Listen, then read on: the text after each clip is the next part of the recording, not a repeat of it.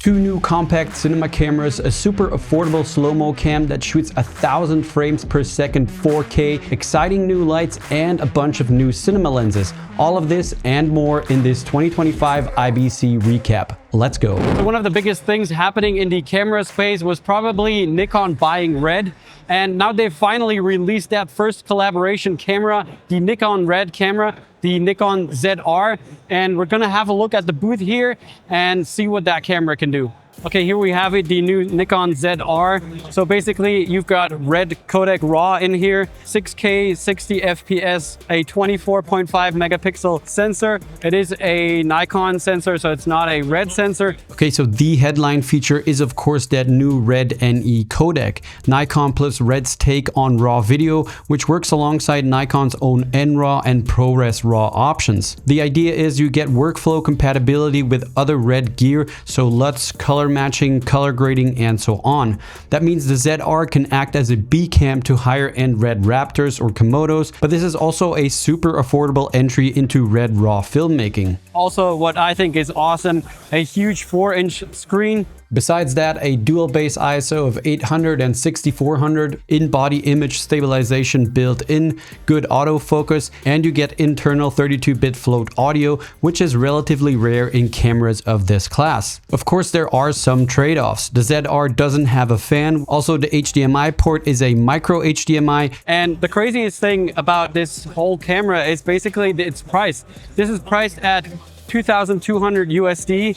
Which honestly, if you compare that to an FX3 or an A7S III, what we're filming on now, my guess is that Nikon is basically selling this camera at a loss right now, so that everyone's gonna just like jump the boat, jump ship from Sony or even Canon and come over to Nikon. But anyway, this camera is insane and I can't really wait to get my hands on this to test it. Hopefully I can get my hands on it soon and test this one out. All right, so this is another newcomer to the camera market. This is Pixboom, and you've probably never even heard of that brand before. They basically just introduced a Super 35 box style camera, slow-mo camera.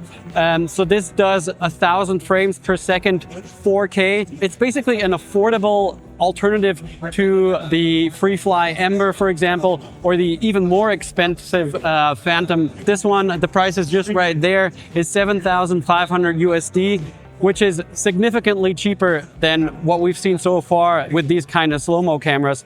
So it's pretty insane, and I don't know if they've gone to market yet, but we're gonna go chat to someone here and see if we can find out a little bit more about this awesome slow-mo camera. Has it gone to market already? No, we will Kickstarter next week. So as of now, you can pre-order this camera on Kickstarter for that initial price of $7,500. After that, the price will go up to $12,999. Normally, high-speed camera needs a lot of light, but because of our use BSI sensors, it's much more brighter than traditional ones, about 4 times brighter than traditional FSI sensors. And we also have the continuous recording. That means we can directly stream the high-speed video into the SSD. Another new announcement just a few days before IBC came from Canon with their C50, also a compact cinema camera. It has a new 7K full-frame 32 megapixel sensor that supports 3x2 open gate recording. There's also anamorphic support built in, both via open gate and with the D-squeeze options for different stretch factors. And one of the standout new features is simultaneous crop recording. While shooting in 4K, you can record your main clip plus a cropped version at the same time. The one thing this camera doesn't have, unfortunately, is in-body image stabilization, or IBIS. But what's cool is that Canon bundles the C50 with this brand new top handle. It provides a shotgun mic mount,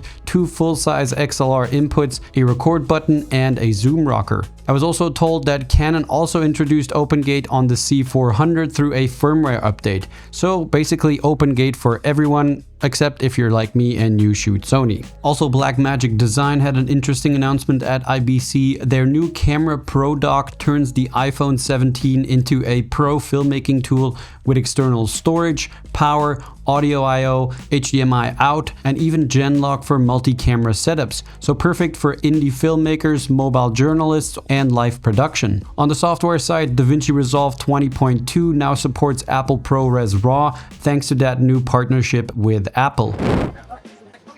We gotta check this one out here. So SmallRig has got a super fresh handle. with an eagle on there. And look how cool that looks. It's got a pretty easy system here to rotate the NATO rail. And then obviously you have NATO rail, so you can set it up on most small rig cages, just like I can right here on my A7 IV cage, and we're good to go, and I can still rotate it. So yeah, pretty easy, and I mean, you know, it's an eagle. All right, so this is another announcement from here on IBC. What do we got here? So the iPhone 17 is probably one of the coolest iPhone iterations that has came out in a while. Let's get real. There's a lot of individuals who have been using this for streaming, for work, broadcast, whatever it may be. And so they've been adding optics and all kinds of other attachments to it. And so here we've made it where it's not just this entire cage. So previously the phone case, you'd have to remove it, put it in the cage. When you're done, you take it out of the cage and put your phone case back on. We've designed it now so that if you wanted to, you could leave almost everything on your setup. You would hit a button and then your phone would come out. And then boom, and then there was your phone. But as you can see, the lens stays attached to the case, so you don't need to be married to the cage. The other thing that we've added to the iPhone 17 is this new hub. This hub is jam-packed with features. It has a battery built in, but it's also offering you a cooling fan, and it's got multiple USB-C ports, so you can now power the device, have a memory device plugged in, and also a USB-C accessory, maybe a media or maybe a transmitter or something of that sort. You will also be getting the option for a full HDMI out. We've upgraded the remotes, and we are now adding a joystick, a start-stop remote system, and also customizable buttons. Now here's the cool thing about it. This switch will actually switch between iOS and proprietary apps. So for example, the Blackmagic control app, you will be able to use this as an accessory through their system. Awesome, thanks a lot, man. Absolutely, yes sir. I hope you guys enjoy it, and enjoy IBC 2025, man. Cheers, appreciate it. Next, I had a look at a few lights, starting at the Nanlite booth, where they were showing 2 new lights and a prototype. So the latest product from us for IBC show is the Evoke 150C here and the 600C over here. We just introduced the new light engine with these 2 lights together, which is the Nebula C8 color light engine. It's a color light engine that contains 8 colors, so not just red, green, blue, lime, amber, cyan. We added the indigo and deep red. So the advantages that you get is basically you get an ultra wide color temperature. Like this is really ultra wide. It's from 1000 Kelvin to 20,000 Kelvin. Yeah, wow. So then the second benefit that you get was a higher saturation in terms of deep red and indigo. Yeah. So let's say if you have something that you want to shine out with that color, they're actually better. And then the third thing is about skin tone. The deep red covers more on the red spectrum, so that means that your skin tone will react better.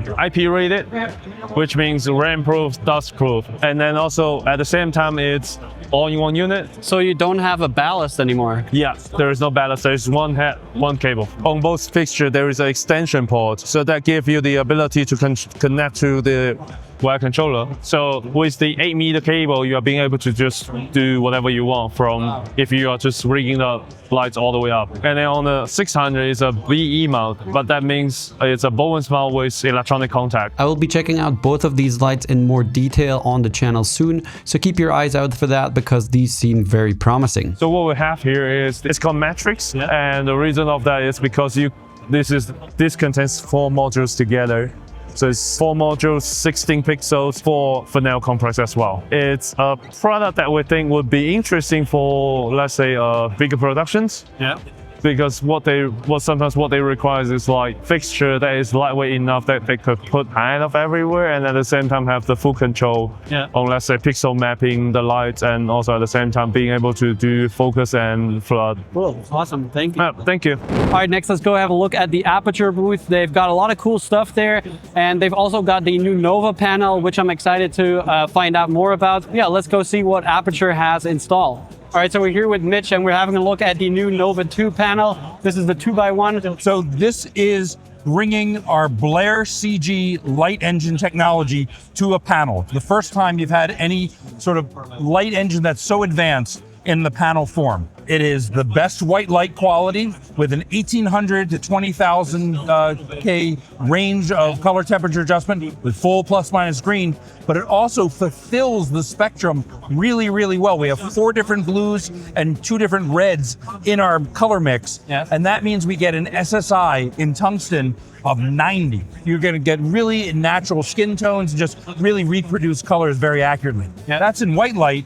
But because it's the Blair CG light engine, blue, lime, amber, indigo, red, cyan, and green, Yep. that's all these different colors that we can tune between in the controls, so we have the greatest range of color adjustability. So it comes with the flat diffuser. Okay. In addition, we have a dome diffuser, we have barn doors, we have a soft box, we have a grid. It's a whole family of different modifiers that are available. So what we have here is we've got 2 2x1s lighting the green screen that we're doing for our green screen studio. And we've got a 2x1 being the key light for our talent. But the idea is that we also have a tungsten light and a traditional LED where we've been toggling through to show people that, yeah, you really cannot see the difference between the Nova 2 and a true incandescent light. And that was one of the biggest goals, is we want to replace incandescent lights.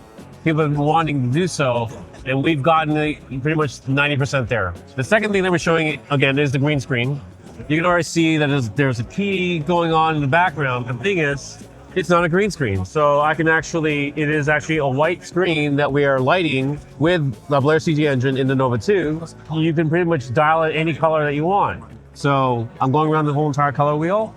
And obviously when it goes to the color that we keyed, it gives you the keyed background, but you can also do any saturated color you want. Because the perfect green for us is not the perfect green for the camera. We have multiple types of cameras, you have multiple CCT settings. Yeah. Everything changes what green is, saturated green is to that camera. Yeah. And you could dial it in with this light. You could not do that before with a traditional LED RGB fixture. That's one of the biggest things that we're doing here. Zhiyun also announced a new powerful and compact light at IBC, the X200. So the key features, apart from being 200 watts, it's V-mount battery powered now. Apart from being powered by these 2 batteries on the stand, you can actually place the V-mount battery right next to the light itself.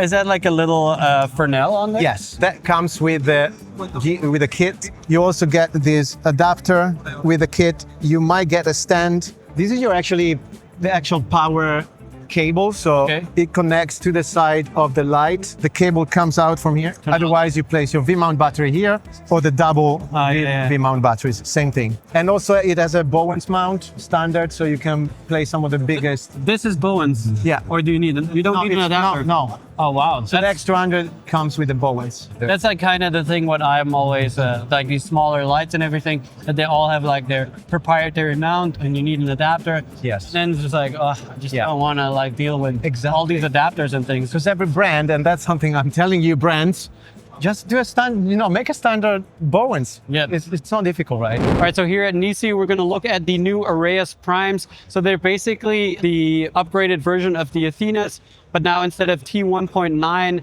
they are T1.4. So let's go have a look. So we've got the whole lineup here of the Arrayas, starting at 18 millimeter, 24 millimeter, 35, 50, and 85. And all of these are T1.4. And if we just compare that, so I've got let's just grab a 35 Arrayas and a 35 Athena.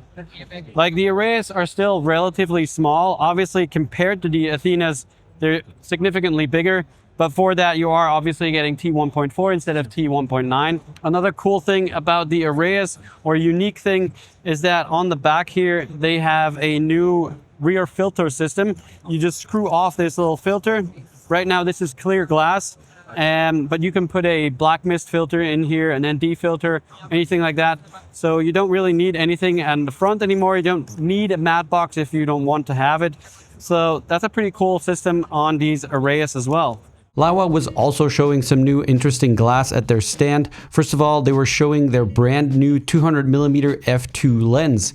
This super fast telephoto promises sharp edge-to-edge images, beautiful bokeh, and accurate autofocus. Pricing will be $1,799 for the EF version and $1,999 for the Sony E and Nikon Z.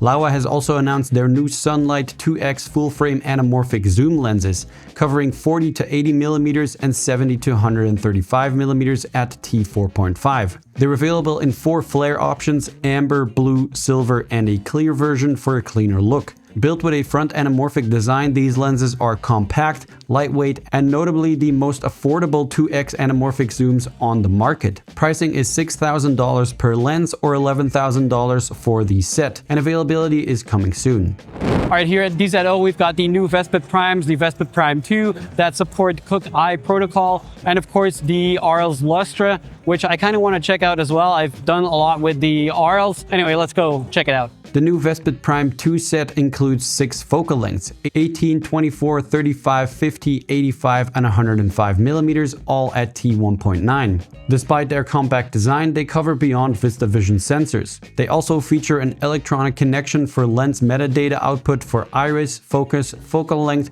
and depth of field, plus a LEMO port for future upgrades. The RL's Lustra were announced earlier this year at NAB, and they are basically the exact same optical design as the original RLs, but now with reduced coatings. So it's DZO's golden retro version with lots of interesting flares like this golden halo. And just as the show was coming to an end, we ran into this gigantic lens. This is the Ultra 12X. It's the new 24-90. That was a Super 35 lens. This one got the IRO technology, which stands for interchangeable ray optics. Okay. So you can cover Super 35, Ultra 35, full frame sensor, and this version is the 65 version of the Alexa 265. So we are covering 65 format now. The focal length are 46 to 556 millimeter at t5.6. So it's a very big lens, a 12-time lens that is used worldwide for big budget movies like Gladiator, Superman. Usually this lens for 1 or 2 shots are very often used for almost every movies. How much does it cost? This one is about 100,000 euro. Okay. Yeah. Not too bad. Not too bad. Thanks a lot, Arno. You're welcome. Thank you so much. All right, that's it for this IBC 2025 recap. Thanks so much for watching. I hope you enjoyed the video, and I'll see you guys in the next one. Bye.